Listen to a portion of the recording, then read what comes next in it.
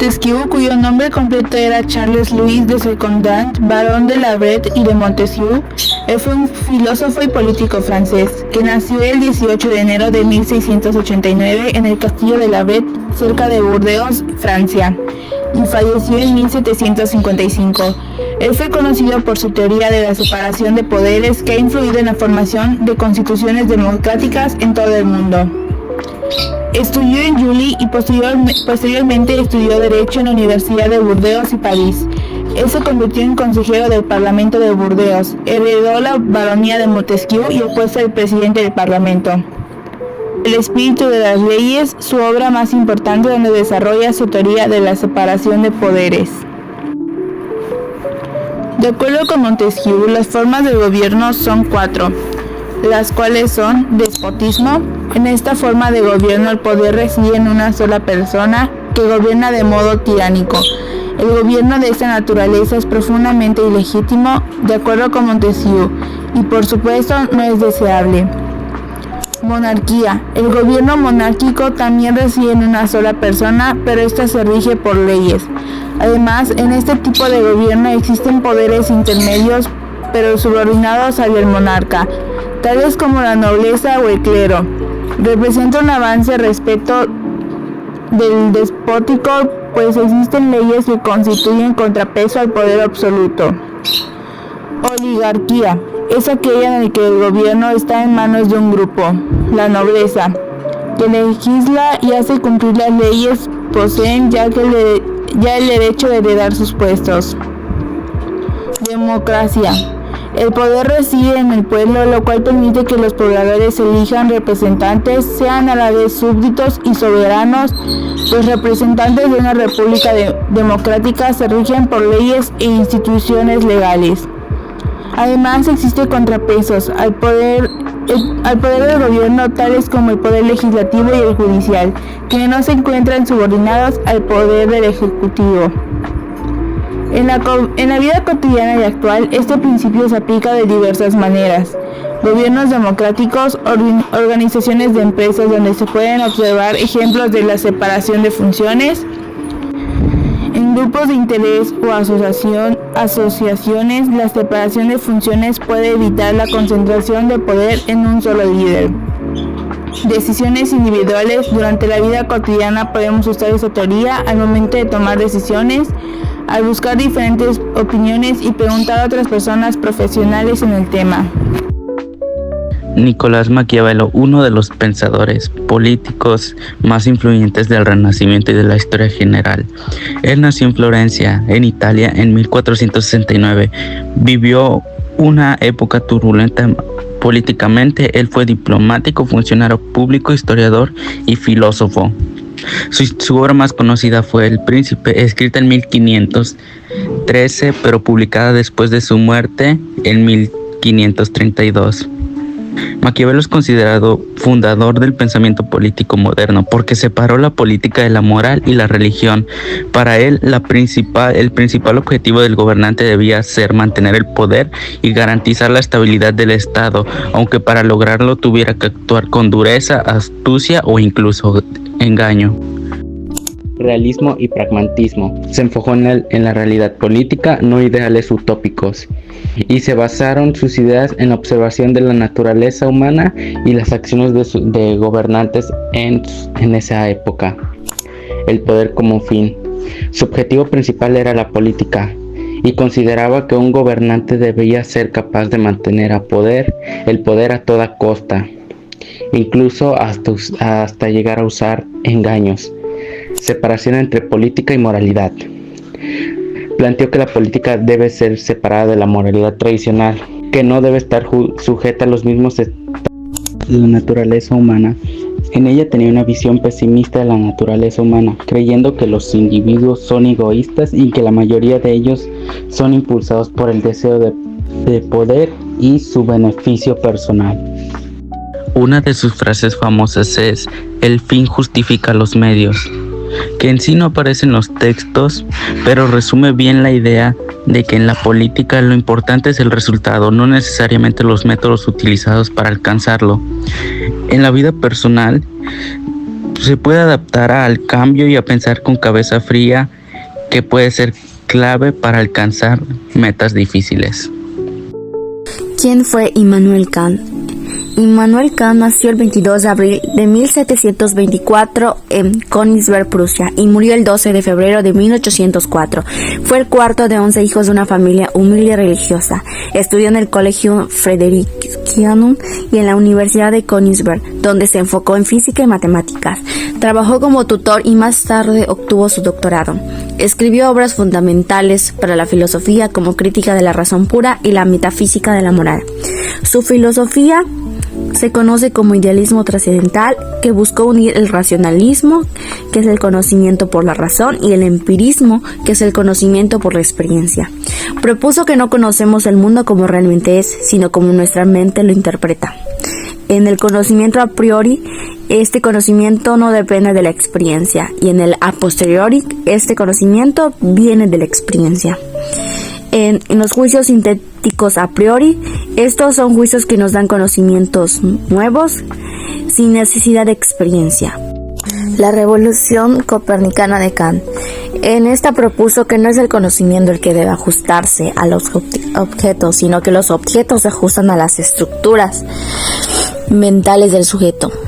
Que es decir, la mente impone formas al conocimiento, como espacio y tiempo, el fenómeno y nómeno, lo que podemos percibir y conocer mediado por nuestras estructuras mentales, el nómeno, la cosa en sí incognoscible directamente para nosotros. Crítica de la razón pura. Es una obra clave donde analiza cómo es posible el conocimiento que podemos conocer y cuáles son los límites de la razón. Y por último, la ética del deber. En su crítica de la razón práctica, Kant propone una ética basada en la razón y en el deber.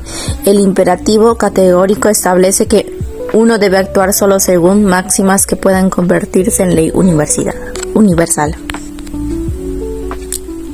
En la vida cotidiana, estos pensamientos se pueden aplicar hoy en día así. En la escuela, no copiar, respetar a todos y actuar con honestidad. En el trabajo, ser justo, cumplir con tus responsabilidades y respetar a los compañeros.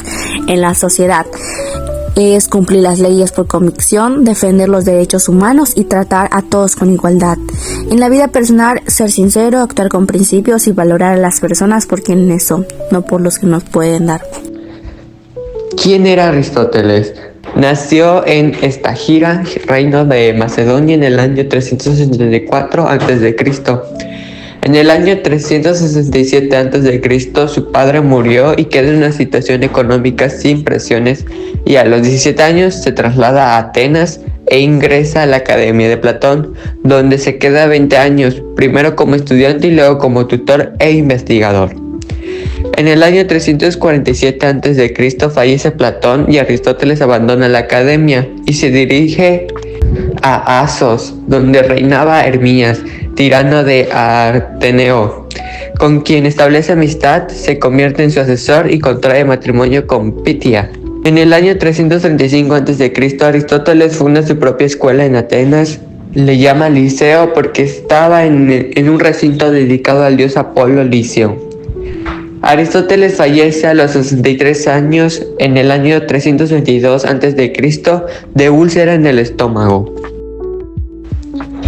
Aristóteles es conocido por su corriente de filosofía caracterizada por el uso de una lógica deductiva.